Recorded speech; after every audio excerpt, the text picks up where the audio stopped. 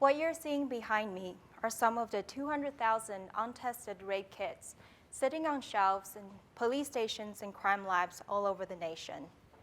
Each kit on that shelf came from a victim who, having experienced a traumatic event, had to go through a lengthy examination to have evidence collected from her. Yet, in Virginia alone, over 3,000 of those kits remain never opened, never tested, the perpetrators never caught.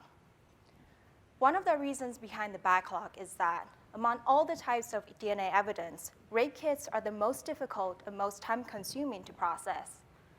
The challenge begins at the screening step. Within each kit, multiple swabs are collected from the victim in the hope that one of those swabs will contain male DNA, which means one of those swabs qualifies to go on and produce a unique DNA profile to help eliminate or convict the suspect. With funding from the National Institute of Justice, my research aims to address that challenge by finding a better way to screen these untested kits. My method is advantageous over the traditional one in three major ways. It can detect trace amounts of evidence, it's accurate, and it is fast.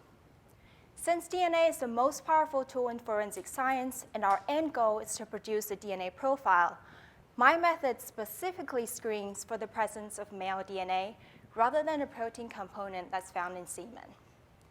In order to access the DNA in these sperm cells, I optimized the method to break them open, followed by the amplification of even minute copies of male DNA.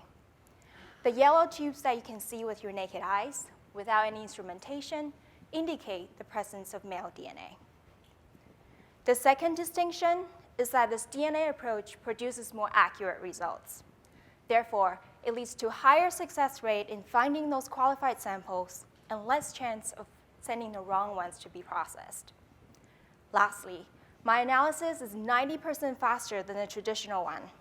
Labor-intensive sample-by-sample screening is no longer needed.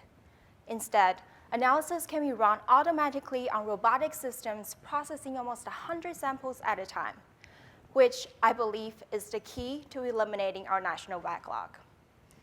By addressing these untested kits, we're making sure that rape-related crimes are taken seriously, victims can get closure, while perpetrators are brought to justice.